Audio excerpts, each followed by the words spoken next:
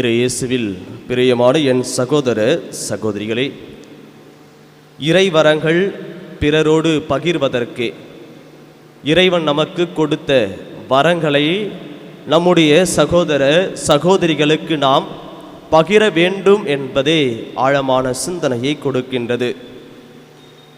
நான் உனக்கு இரக்கம் காட்டியது போல நீயும் உன் உடன்படியாளருக்கு இரக்கம் காட்டியிருக்க வேண்டும் அல்லவா? அன்பு சகோதர சகோதரிகளே, இயேசுவுடைய இந்த ஆழமான வார்த்தையின் வழியாக விண்ணரசினுடைய நிகழ்வை நமக்கு முன்னிறுத்துகின்றார். அந்த உடன்பணியாளரும் தலைவரும் அவருக்குரிய பொறுப்பையும் அவருக்கு இருந்த கடனை தள்ளுபடி செய்கின்ற பொழுது அவரை மன்னிக்கின்றார். அவருடைய கடனை ஏற்றுக்கொண்டு அவருக்கு மீண்டும் புது வாழ்வை தரக்கூடியவராக இருக்கின்றார். ஆனால் அந்த உடன்பணியாளர் தன்னுடன் இருந்த உடன்பணியாளரை மன்னிக்க முடியாத ஒரு இதயத்தை அங்கு பார்க்க முடிகின்றது. அவரை மன்னிக்காத நிலையிலே அந்த தலைவரும் அவரை ஏற்றுக்கொள்ளாத நிலையை இங்கு பார்க்க முடிகின்றது. அன்பு சகோதர சகோதரிகளே, கடவுளுடைய திருவுளம் இதுதான். அதாவது நம்முடைய சகோதர சகோதரிகளை நாம் மன்னித்து ஏற்கின்ற பொழுது விண்ணுலகில் இருக்கிற என்னுடைய தந்தையும் உங்களை மன்னித்து ஏற்பார் என்று இங்கு நமக்கு இயேசு கிறிஸ்து ஆழமான சிந்தனையை கொடுக்கின்றார். நான் உனக்கு இரக்கம் காட்டியிருக்கின்றேனே, ஆனால் உன்னுடைய சகோதர சகோதரிகளுக்கு ஏன் நீ இரக்கம் காட்ட முடியாதா என்று கேட்கின்றார். அன்பு சகோதர சகோதரிகளை, இதன் வழியாக இன்று நாம் சிறப்பாக நினைவு கூறுகின்ற அருள் பணியாளரும் மறைசாட்சியுமான புனித மேக்ஸ்மிலியன் மரியே கோல்ஃபே அவருடைய வாழ்விலும் இந்த இரக்கம் ஆராய் ஊற்றெடுத்து ஓடியது. அதாவது அவருடைய அந்த வாழ்வினுடைய சார அம்சம் என்னவென்றால், அவர் ஏழ்மையான குடும்பத்தில் பிறந்தவர், படிக்கும் வசதி இல்லாத ஒரு நிலை. அவர் குருவாக வேண்டும் என்ற ஆர்வம் அவரில் பற்றி எரிந்தது.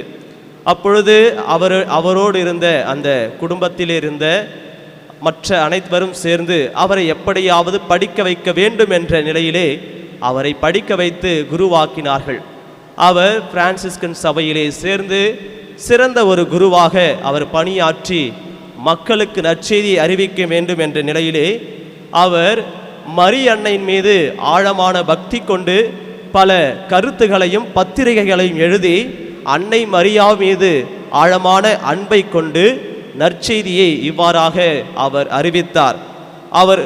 அவர் எங்கெல்லாம் சென்றாரோ அங்கே அன்னை மரியா பெயரை கொண்ட நகர்களை தோற்றுவித்தார். சிட்டி ஆஃப் இமாக்குலேட் மற்றும் கார்டன் ஆஃப் இமாக்குலேட் என்ற நகர்களை அவர் உருவாக்கினார்.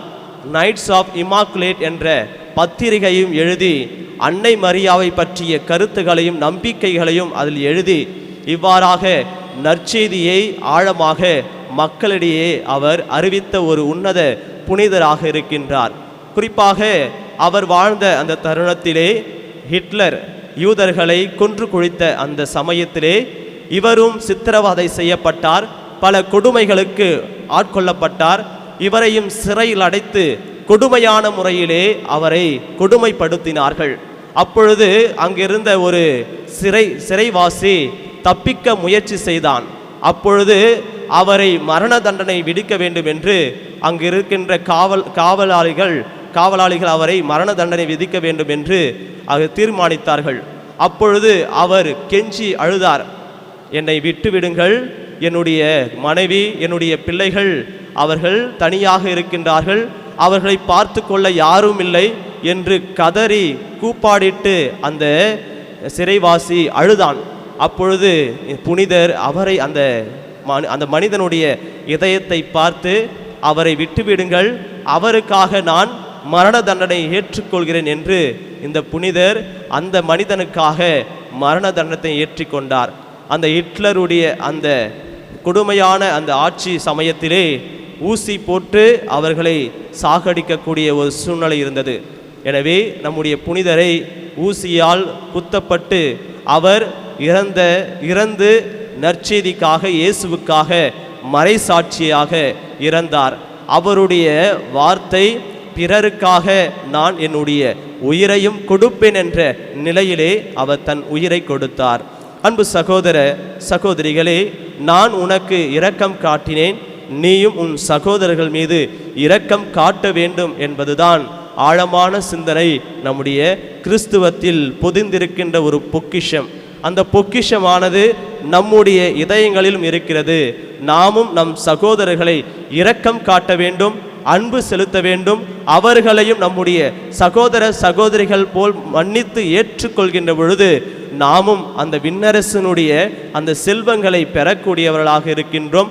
அந்த விண்ணகத்தினுடைய அந்த பேற்றினை பெற்று நிலைவாழ்வை அடையக்கூடியவர்களாக நாமும் இருக்க வேண்டும் என்ற நிலையிலே இத்தெய்வீக திருப்பலியிலே பக்தியோடு மன்றாடுவோம். நல்லாய நேசு என்றென்றும் வாழ்த்த பெறுவாராக. ஆமேன்.